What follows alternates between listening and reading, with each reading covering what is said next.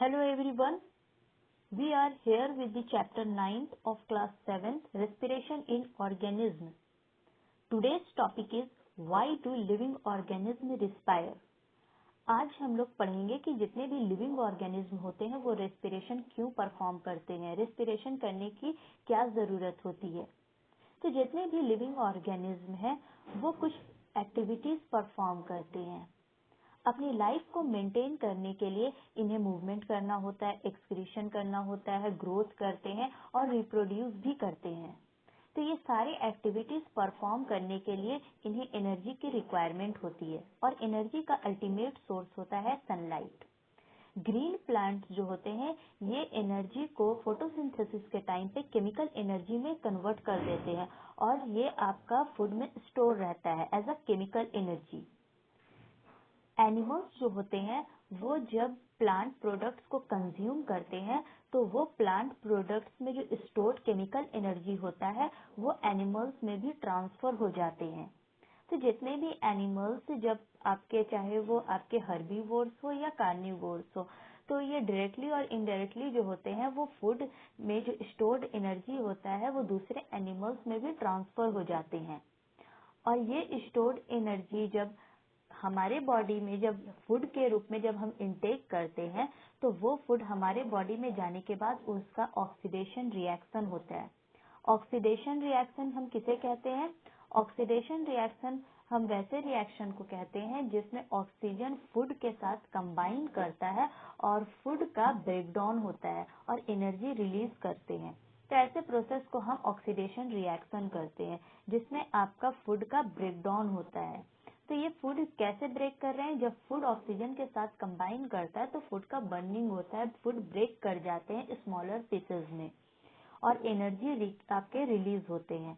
तो जब भी फूड ब्रेक कर रहा है और एनर्जी रिलीज होते हैं तो वो एनर्जी जो रिलीज हो रहा है हमारा सेल उसे यूटिलाइज करता है और सेलुलर रेस्पिरेशन ये परफॉर्म करते हैं।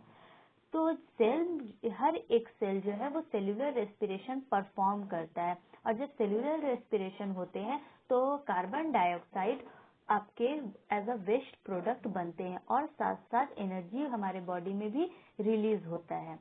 तो ये आपका था कि सेलुलर रेस्पिरेशन किस तरह से हमारा सेल परफॉर्म करता है। तो सबसे पहले सेलुलर रेस्पिरेशन के लिए क्या जरूरी है कि जब हम फूड जो इंटेक किए हैं और जब हम इनहेल करेंगे तो वो ऑक्सीजन जो है हमारे फूड के साथ कंबाइन कर लेता और फूड का ऑक्सीडेशन रिएक्शन होता है जिसके वजह से फूड जो है वो ब्रेक कर जाते हैं और एनर्जी को रिलीज करते हैं और कार्बन डाइऑक्साइड भी प्रोड्यूस होते हैं।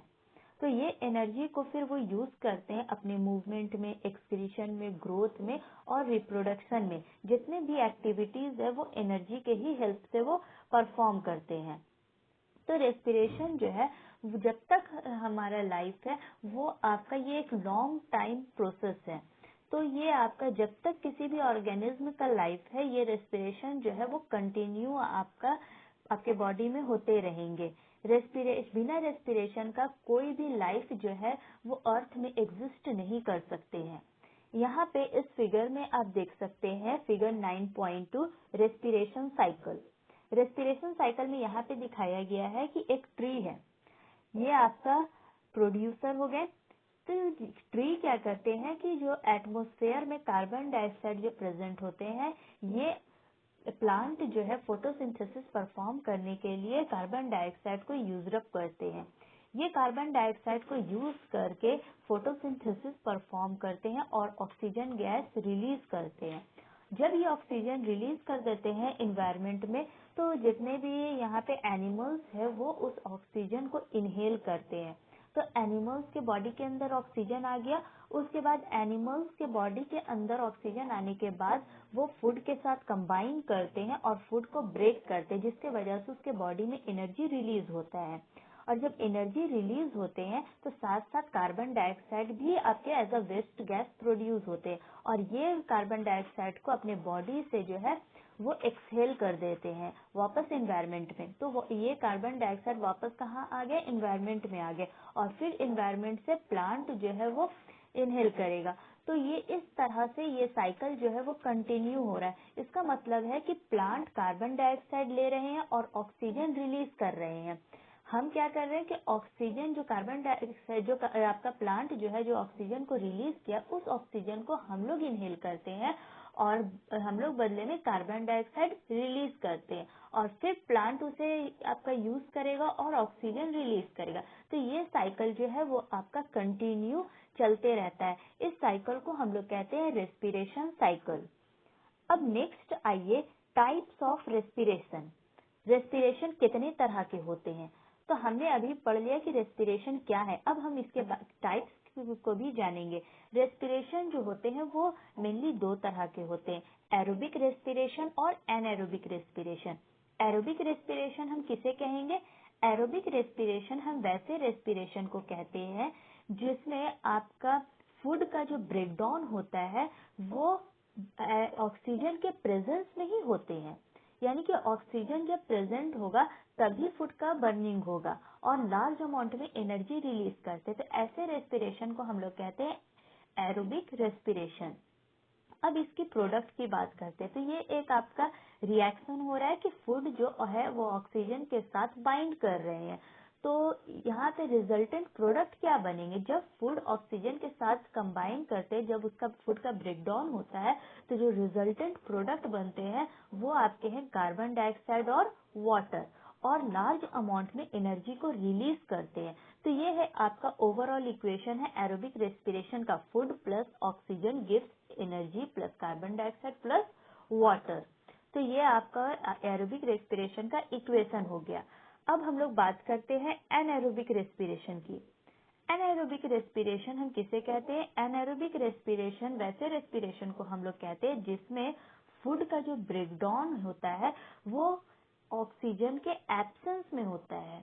इसका मतलब है कि ऑक्सीजन नहीं भी है तब भी फूड का बर्निंग हो रहा है, फूड ब्रेक कर रहे हैं। लेकिन यहाँ पे क्या होता है कि small amount of energy release करते हैं। एरोबिक में large amount of energy release होता है और एनएरोबिक में small amount of energy release करते हैं।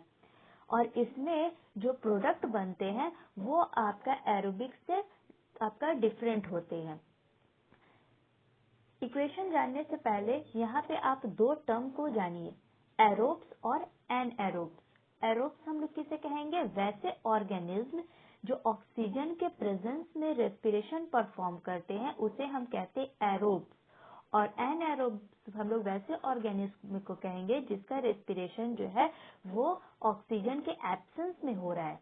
तो वैसे ऑर्गेनिज्म को हम लोग कहेंगे एनएरोब्स। अब आइए एनएरोबिक रेस्पिरेशन का हम लोग इक्वेशन देखते हैं कि एनएरोबिक रेस्पिरेशन में क्या होता है। एनएरोबिक रेस्पिरेशन में फूड जो है वो ऑक्सीजन के साथ कंबाइन नहीं करते क्योंकि यहाँ पे ऑक्सीजन आपका एब्सेंट रहेगा। फूड का ब्रेकडाउन होगा इन एब्सेंस ऑफ ऑक्सीजन और यहाँ पे जो रिजल्टेंट प्रोडक्ट बनेंगे वो है आपका अल्कोहल और कार्बन डाइऑक्साइड। हमने अभी देखा कि एरोबिक रेस्पिरेशन में क्या बन रहे थे? कार्बन डाइऑक्साइड और वाटर, और एनर्जी रिलीज हो रहे थे लार्ज अमाउंट में। यहाँ पे क्या बनेगा? कार्बन डाइऑक्साइड और अल्कोहल।